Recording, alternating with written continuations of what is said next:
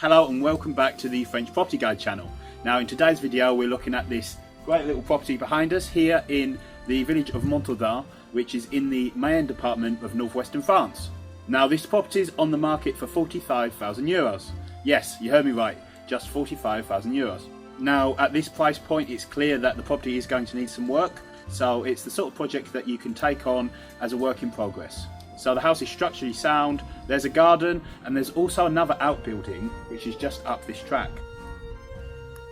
We'll take a look at that afterwards. So we've all seen houses like this on the market in rural France that are available for, a few €10,000.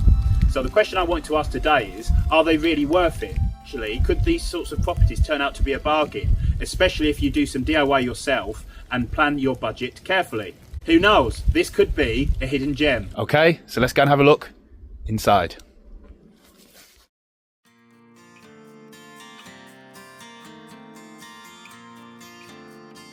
Just as we come in through the front door, we arrive in the kitchen, which is equipped with the basics, so it's a good base. To that door on the left we have a downstairs toilet and also a shower area. So my first thoughts of the property is it's quite rustic, but there's a lot of potential here. It's quite a steep staircase here. There's also another staircase further along the other side of the property.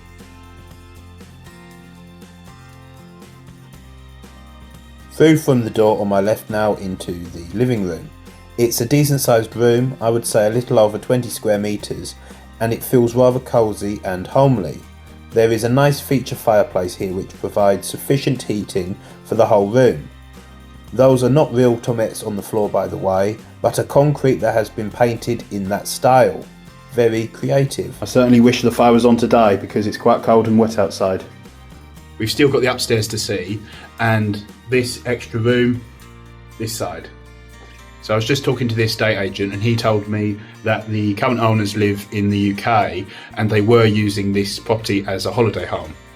Outside of furnishing and redecorating, you wouldn't need to spend too much money on this room.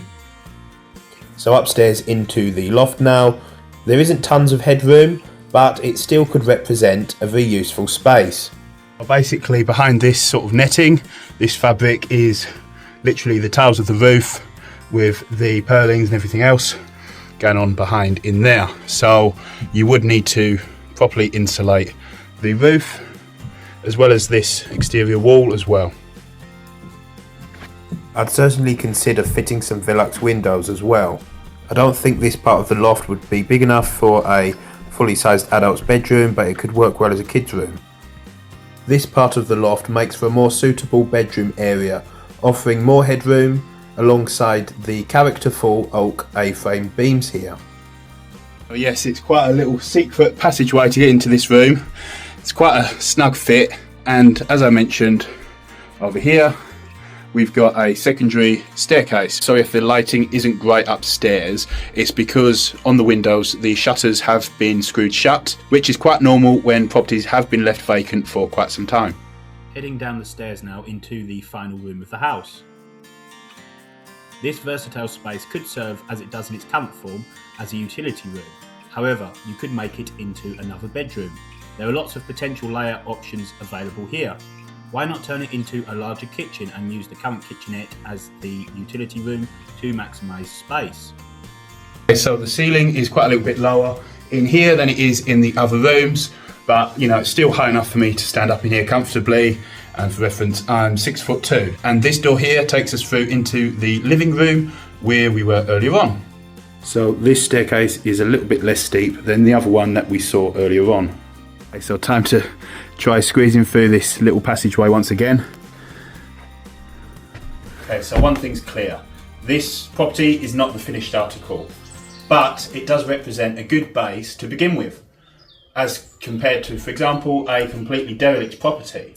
So you've got a kitchen, you've got running water, you've got everything sort of plumbed up, you've got a drainage system, which if you was to move to France and sort of renovate yourself, doing quite a lot of DIY, then something like this does represent a really good base. So of course, the €45,000 doesn't represent the full story, because you'll need to spend some money to get this property up to standard.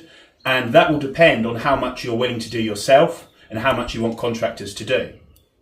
So let's take a look and break down the numbers. Renovation projects nearly always end up costing more than you expect, which is why it helps to break the budget down beforehand. For each scenario, I've given a lower estimate and a higher one. It depends on the condition of some of the variables, which I don't have full access to. Just to be clear, these figures are indicative, based on my first visit and previous property experience. They're not fixed quotes. If you're hands-on and keep labour costs to a minimum, a project like this can be surprisingly affordable. I wouldn't recommend tackling roofing or electrics unless you're licensed, of course. The septic is non-conform, so you might need a brand new tank or just make one of the covers visible to the inspector. I don't know. The agent can clarify if you're serious and interested. For the kitchen, second-hand or vintage units and countertops can keep costs low while adding rustic French charm, perfect for a holiday home.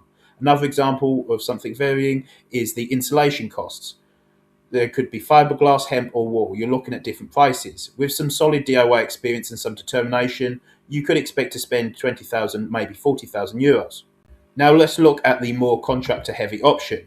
You'll obviously pay more. I've included a new roof in the top end of the estimation, which could cost probably at least 20,000 euros, and a new septic tank will also cost a lot too. You'll still need to do some of the work yourself, but even a novice could handle painting and flooring. This type of project isn't suitable for someone unwilling to get their hands dirty, or if they've got health limitations, it's also unsuitable. For those willing to put in the effort, the house can be brought to a comfortable standard, while professionals handle the heavy and more technical work. And you end up with a great pied-à-terre in France. Depending on the finish and whether or not the roof needs a complete replacement, you're probably looking at 36 to 70,000 euros. Either way, the roof will need some attention. I don't think it would be wise to spend more than that top estimate on this property. Before some of you say that it isn't cost effective and it will be a money hole, you need to consider the property appreciation. Over the last decade, average prices in the Mayenne have risen around 24%, and I believe they'll continue to increase over time. But that's just my opinion. Now, let's take a further look at that roof. Okay, as for the roof, something's clear is there's quite a few slip tiles, and obviously some guttering does need doing as well. It's not a complete disaster, so you probably won't need to rip it all off and redo it again. That being said, if there's sufficient water damage on the inside beams, then they'll probably need replacing quite soon if you are going to go to the effort of replacing the roof. But that's something that will need attention in the coming years. There is a small road quite near to the house as well, but to be honest, not many cars come through here. I've been here for about 20 minutes and I think one car's gone past. So yeah, not too bad. It's not exactly the A1. Okay, so over here we've got sort of the fenced off little garden area. So yeah, let's go and take a look around there. Then afterwards I'll show you the hidden extra building that comes with this house.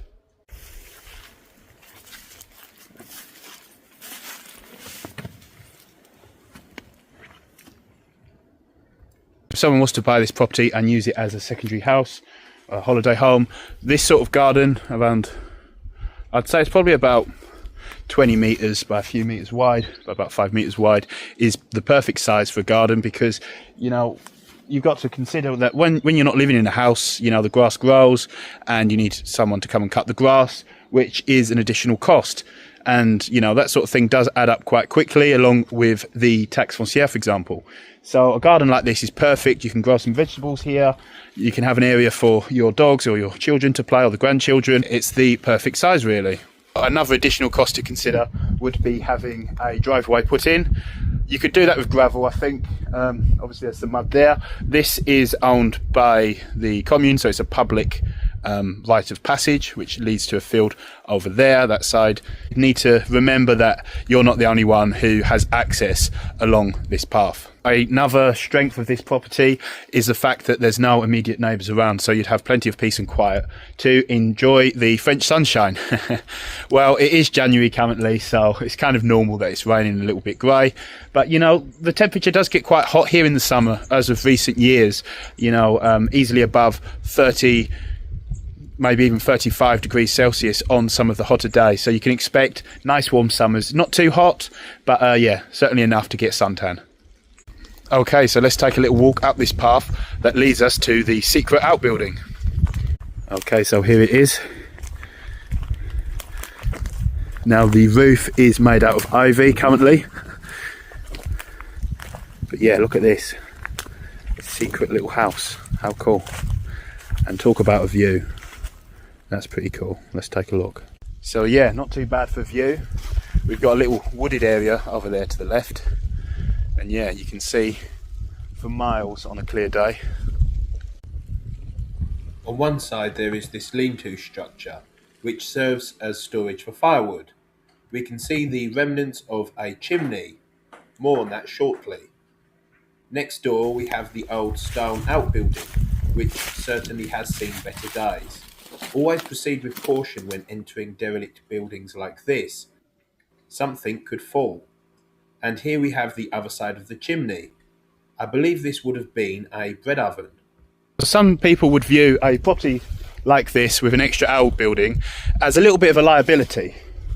Now, I don't think that's necessarily fair to say, really, because as we've seen, inside there's a lovely old bread oven. It would have been a bread oven. So as we can see, there was the chimney sort of this side, and the other side there would have been the clay dome and the stones on which the bread would have cooked.